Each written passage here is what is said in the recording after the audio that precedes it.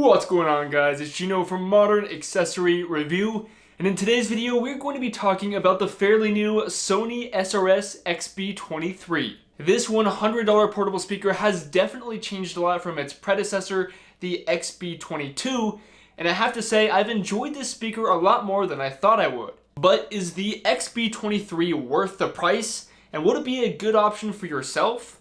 Well, let's take a look.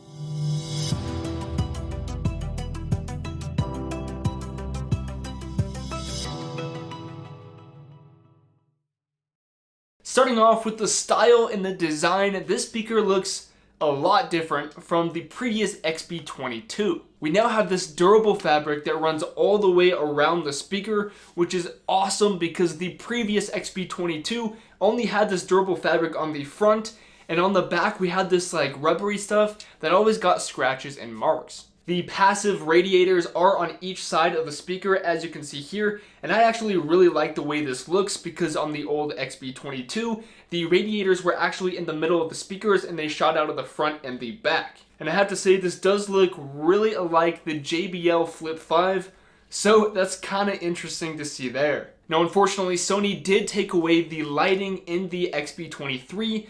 Its predecessor, the XB22, did have some lighting, but it definitely wasn't anything special, and it was just some white LED lights. The XB33 and the XB43 are actually incredible with their lighting, so if you want good lighting, then I recommend those speakers. But this guy right here doesn't really need lights, and I'm actually a big fan of the way it looks without the lights. And I know for myself that I'm not really missing the lights in any way, and I actually think it makes the speaker look a little bit more clean. Now, on the back of the speaker, this is where all of the buttons are, as well as this hand strap, which is really great for ultra portability. You can just pop this baby on your wrist and then you're good to go. I also want to point out that Sony designed the bottom of the speaker with 3 large holes, and I was kind of confused at first to why these holes were there, but then I realized, okay, it was by the passive radiators, and then I put this up against a wall because it sets on the table like this, and once it's placed up against a wall, it amplifies the bass just a bit. And I thought that was really interesting and cool because Sony definitely thought about that, and it's definitely a nice little boost when you put this up against the wall. And overall, I think it's just really cool when a company looks at stuff like this and takes it just a step further. Now, don't get me wrong, it's not like a huge boost or anything, but it is just a slight upgrade, and of course, a slight upgrade is better than nothing. Talking more about the buttons, we have them all on the back like I mentioned earlier, and actually these 3 buttons on the bottom here used to be behind the water-resistant flap on the Sony XB22, and it's actually really useful to have them just really accessible right here that aren't behind a water-resistant flap, so you're just there whenever you need them. Starting from the top here, we have the power button and then the Bluetooth button, the pause and play button, which can also be used to accept or decline calls, the volume buttons, which also allow you to skip a song or go back to the previous song, and then the 3 buttons at the bottom here that used to be behind that water-resistant flap, including the battery and stamina mode button, where one press will tell you the battery life of the speaker, and if you press and hold, then the stamina mode will be turned on, which we will talk about later. Then we have the party mode button, which allows us to connect another Sony speaker, like another XB23, XB33, or XB43, to play music simultaneously. And finally, the stereo pair button, which allows you to connect to another Sony speaker and play your music through separate left and right audio channels. Now, the party and stereo modes will only work with the newer Sony speakers like the XB23, the XB33, and the XB43. It's kind of a shame that Sony didn't allow the older speakers to be a part of this. Now, behind this water-resistant flap, we only have one thing, and that is the USB-C charging, which I am always happy to have because USB-C is getting more and more popular these days, and most devices are using USB-C now. This means that you can charge your phone directly from the speaker if it supports USB-C, which is always great to have if you need like a last-minute juice-up. Now, a couple negatives. Sony did remove the audio jack from the XB22 to the XB23, and we also don't have NFC, which I know some of you were going to dislike. I know for myself I haven't used those that much, but there are some of you out there that do, so I wanted to point that out. Now, in terms of the battery life, Sony claims up to 12 hours, but that is at 50% volume and in stamina mode. You probably won't be using stamina mode because, to be honest, it makes a speaker sound super flat and it sounds like garbage. And realistically, you will probably be playing this speaker at around 80% volume most of the time, and with stamina mode off, playing at 80% volume, you can see around 4 to 5 hours with this speaker. This definitely isn't great, but at the same time, it's kind of average for most portable speakers with this price point in the market. But on the more positive side, this speaker is IPX67 certified, which means it can be submerged into a meter of water for 30 minutes before you'll have any issues. It is also dust, sand, and salt water resistant, so you can take this thing to the beach without having any worries at all. Because after all, this speaker is meant for ultra portability, and it's meant to be taken pretty much wherever you go. Of course, a little side note here, we do have Bluetooth 5.0, which is the latest Bluetooth technology in the market at the time of this video, which, you know, is always good to have. And along with the new build in the Sony SRS-XB23, we also have a completely new speaker layout. Like I mentioned at the beginning of the video, the radiators are now on the sides of the speakers, which I think gives the bass just a little bit more thump. I know with the XB43, I actually didn't like how the radiators were put on the sides, but with this speaker I do, because it does make the speaker sound a little bit more bassy. In a small speaker like this, it's always good to have as much bass as possible, because small speakers are very, very lacking in bass and really like the high vocals and all of that kind of stuff, just because of how small they are. And I think Sony really did a good job here. And I really do like these bass radiators. I think they make the speaker look super clean and just really cool in general. But I'll let you guys be the judge on this sound, so let's get right to the audio test.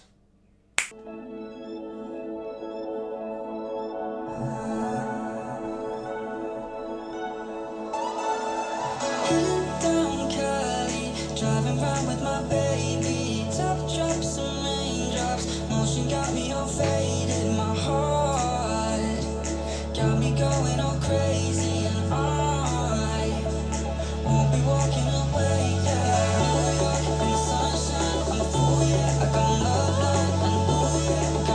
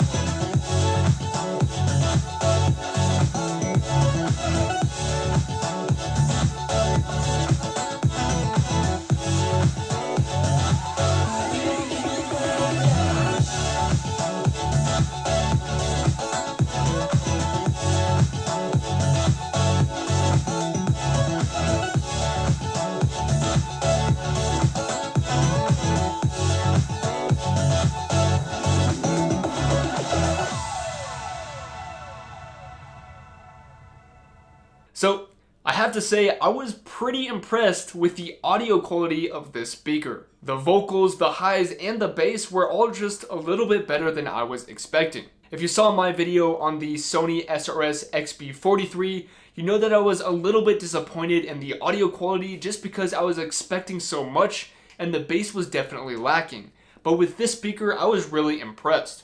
Now obviously the bass and all of that kind of stuff is going to be lacking in a speaker this size, and the bigger speakers are always generally going to be just a little bit better with the audio, but with how small this thing is, it's packing some heat. Now at top volumes, the vocals and instrument separation can get a little muffled and jumbled, which again is to be expected in a speaker this size. Now one bonus though is that within the Sony Music Center app, they do have an EQ setting, which allows you to change the bass, middle, and treble. And if you know me, I always put that bass way up and it helps it get a little bit more of that deep thump.